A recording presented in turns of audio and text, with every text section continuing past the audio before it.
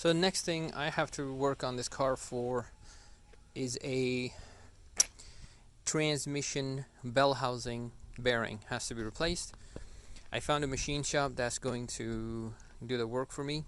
I do have all the parts for it.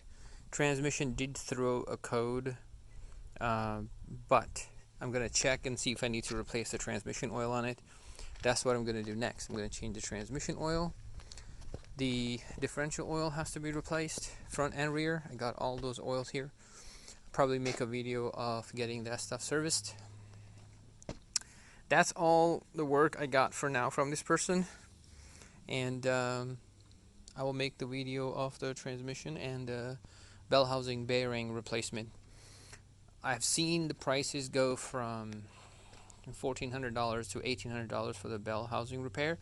However, I got a deal where a machine shop is going to machine the bell housing for me and and get the bearings installed.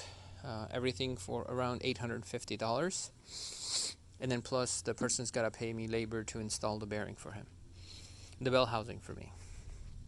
I think that's about it. I will keep you guys updated. Thank you so much for watching.